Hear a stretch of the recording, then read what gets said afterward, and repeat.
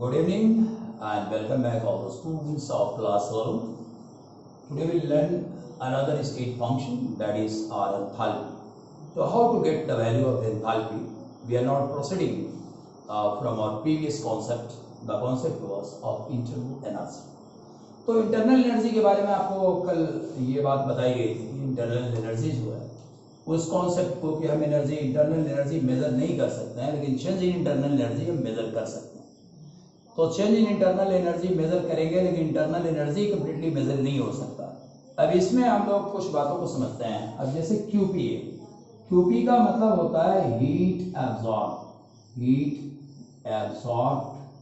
At constant pressure, at constant pressure. इस condition में क्या होगा इसको हम देखते। अगर हीट को कांस्टेंट प्रेशर पर एब्जॉर्ब किया जाए तो सिस्टम में क्या हो सकता है? जो थर्मोडायनेमिक प्रोसेस, मैंने एक बात बताया कि थर्मोडायनेमिक प्रोसेस जो है हीट देने से होता है या हीट निकालने से होता है। तो हीट अगर ऐड करते हैं आप कांस्टेंट प्रेशर पर तो इसमें बदलेगा क्या? इसमें वॉल्यूम विल चेंज, ये वॉल्यूम आपका चेंज करता है, वॉल्यूम विल चेंज। अब यहां जो एक्सप्रेशन आप पाओगे तो change in internal energy that is delta U will be equal to QP minus P into del V, ये एक्सप्रेशन आपको मिलेगा।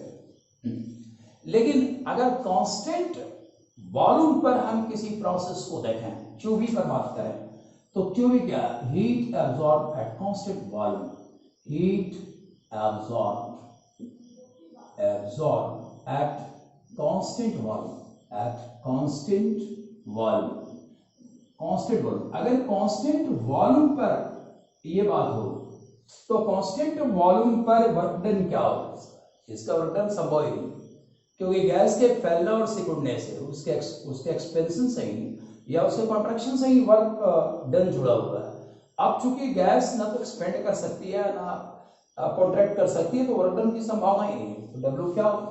W इक्वल टू 0, ये हमको याद रखना। अब हम एक फिनोमेना जिसमें वर्क होता है, वर्क किसमें हो? वर्क आपका क्यूपी पर होगा। तो क्यूपी के केस को हम लोग समझने की कोशिश करते हैं। तो यहां जो एक्सप्रेशन हमको मिला हुआ उस एक्सप्रेशन के साथ हम लोग आगे बढ़ते हैं। तो change in internal energy that is delta U, ये क्या होगा? Delta U will be equal to QP, और ये हो जाएगा प्लस या माइनस जो भी आप रखें पी इंटू डेल्टा वी। अब यहां हम लोग क्या करते हैं कि दो कंडीशन देखते हैं। दो कंडीशन का मतलब एक वॉल्यूम को हम सब्सक्रिप्ट 1 से और दूसरे वॉल्यूम को हम लोग सब्सक्रिप्ट 2 से शो करते हैं। यहां हम लिखते हैं using subscript 1, using subscript 1 for state 1 and 2 for state 2। अब इसके लिए हम लोग सब्सक्रिप्ट यूज करते हैं 1 एंड 2 का। तो यहां जो चीज हमको मिलेगी कि डेल्टा U2 माइनस U1, ये डेल्टा U की वैल्यू, ये फाइनल है, ये आपका इनिशियल। यहाँ क्या आएगा? QP आया, और माइनस इस जगह पर आएगा कांस्टेंट P को हम बाहर निकालते हैं, P इंटू क्या होगा? V2 माइनस V1, ये आपको मिलेगा। अब इस इक्वेशन के साथ हम आगे बढ़ते हैं। यहाँ आ जाएगा UP minus U1 will be equal to QP, और ये क्या होगा?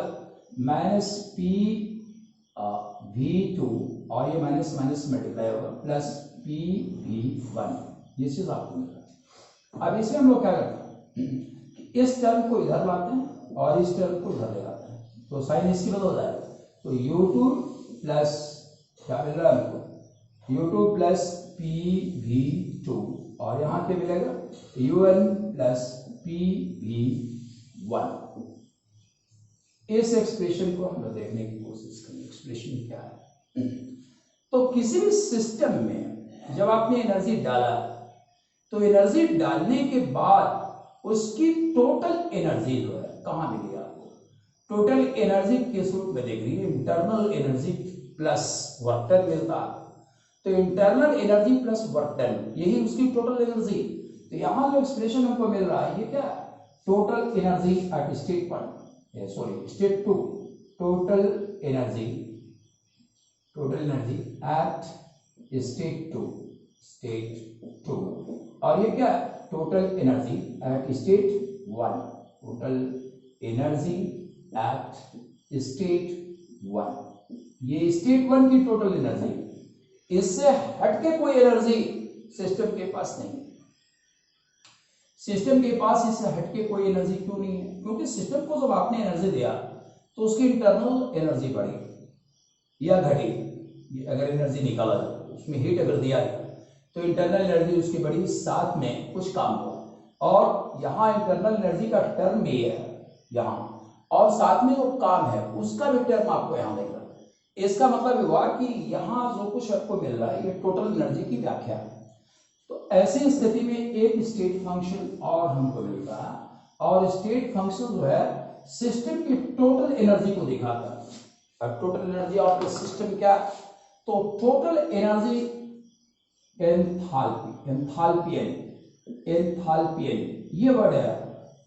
इस वर्ड का मतलब होता है, ग्रीक वर्ड हो लैटिन वर्ड हो, मैं बहुत श्योर नहीं उसको लेकर के, तो एंथैल्पियन का मतलब होता है टोटल हीट, ये, या आप इसको टोटल एनर्जी मान सकते हो।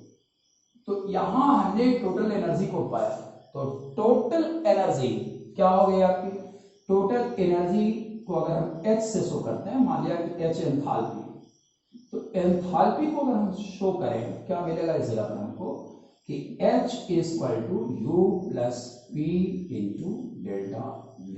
अगर यहाँ में डेल्टा लगाते हैं तो चेंज इन एंथैल्पी जो है वो क्या है, ये डेल्टा साइन जो है वो चेंज के लिए रहता है। तो change in enthalpy is equal to internal energy में जो चेंज हुआ और यहाँ वर्क डन जो हो रहा है, इसको जोड़ देने से हमको एंथैल्पी मिल जाती है। अब एंथैल्पी जो टोटल एनर्जी ऑफ द जो सिस्टम है, तो total energy of the system या तो घटेगा या बढ़ेगा। तो इसके हिसाब से सिस्टम हमको डिफाइन करना है। तो कोई प्रोसेस, कोई थर्मोडायनेमिक प्रोसेस अगर चल रहा है, तो उस थर्मोडायनेमिक प्रोसेस में अगर सिस्टम का लॉस हो रहा है या सिस्टम एनर्जी गेन कर रही है, सिस्टम एनर्जी का लॉस कर रही है, उस कंडीशन में इसकी वैल्यू को हम देखते हैं। तो यहां याद रखिएगा, अगर delta H equal to negative है, तो नेगेटिव का मतलब ये हुआ कि सिस्टम की टोटल एनर्जी घट गई। तो यहां डेल्टा H क्या शो कर रहा है, नेगेटिव वैल्यू शो कर रहा है, shows that the total energy of the system has decreased. Total energy system का क्या कर गया, डिक्रीज कर गया। अब हम ये समझेंगे कि किसी भी रिएक्शन में सिस्टम की एनर्जी डिक्रीज कैसे करेंगे, उसके डिक्रीज करने का मेथड क्या होगा। तो डिक्रीज करने का मेथड यही है कि सिस्टम में रिएक्शन में एनर्जी बाहर निकल रहा है, तभी उसकी एनर्जी घटेगी। हम देखते हैं in any reaction, in a reaction when energy leaves, when energy is liberated,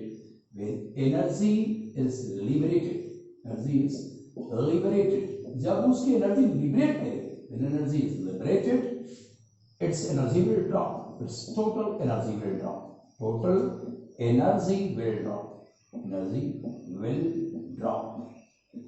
तो इस कंडीशन में एनर्जी बाहर जा रही है।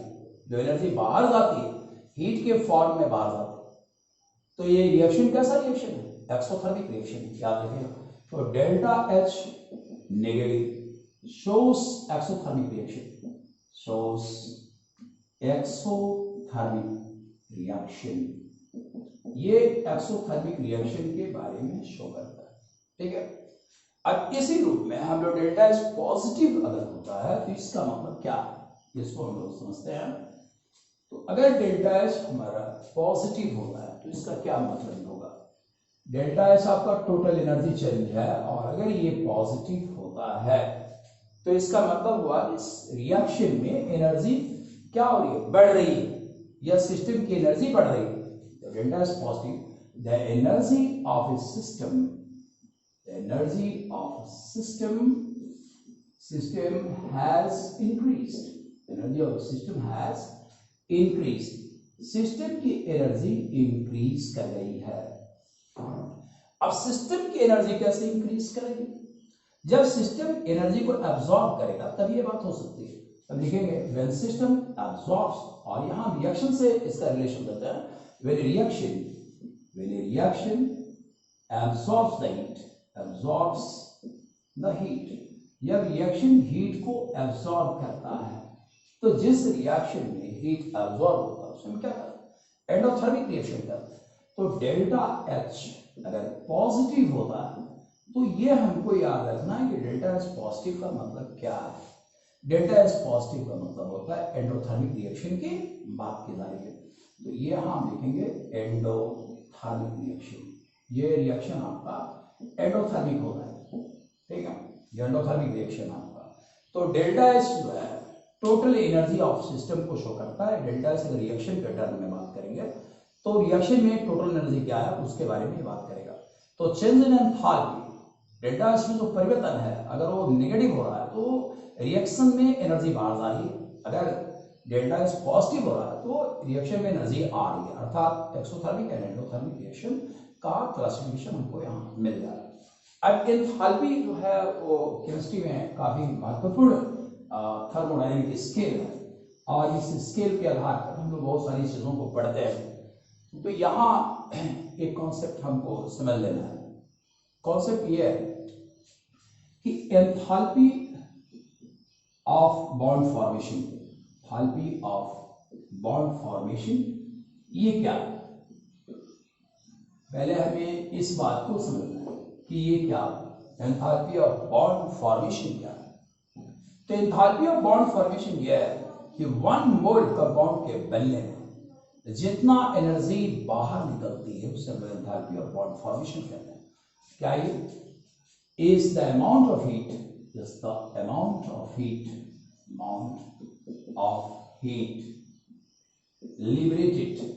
liberated in the formation of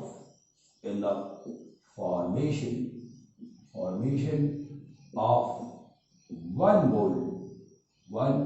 mole of a molecule। किसी मॉलिक्यूल का वन मोल जो बनता है तो उसमें जो एनर्जी लिबरेट करती है उसे हम लोग क्या कहते हैं? एंथैल्पी ऑफ बॉन्ड फॉर्मेशन कहते हैं। अब बॉन्ड फॉर्मेशन में जितनी एनर्जी निकलती है अगर उतनी एनर्जी हम उस मॉलिक्यूल को दे दें तो क्या वो मॉलिक्यूल टूट जाएगा। तो यहां हम इस कंसेप्ट को देखते हैं, बॉन्ड डिसोसिएशन एंथैल्पी। इस टर्म को देखिए, बॉन्ड डिसोसिएशन एंथैल्पी। ये बॉन्ड डिसोसिएशन एंथैल्पी क्या है?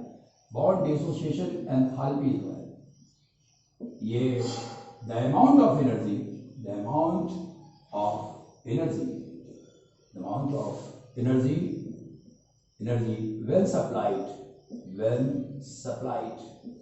when supplied to the molecule,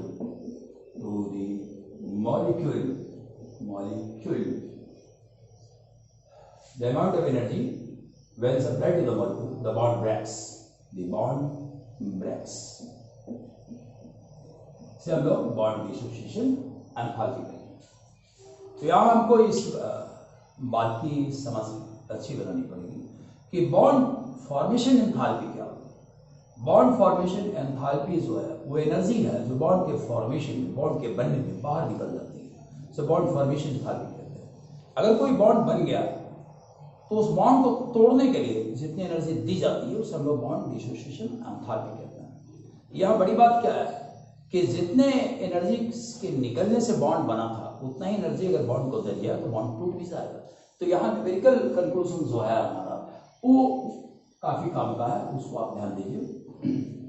numerical conclusion जो हमको मिल रहा है इस स्ट्रक्चर में,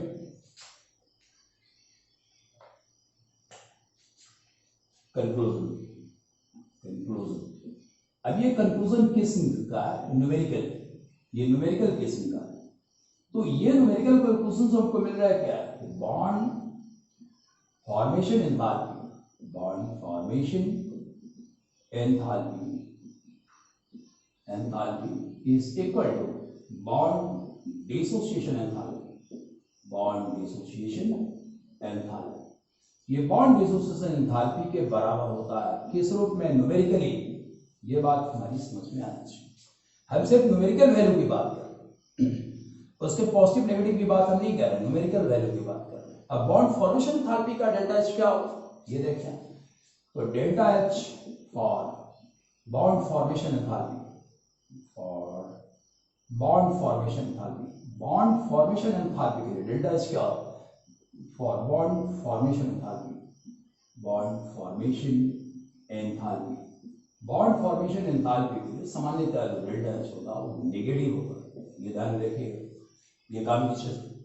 और bond delta H for bond dissociation enthalpy, bond dissociation enthalpy, dissociation enthalpy, ये वैल्यू क्या होगी? इस वैल्यू को हम समझते हैं, ये वैल्यू पॉजिटिव होगा, ठीक है।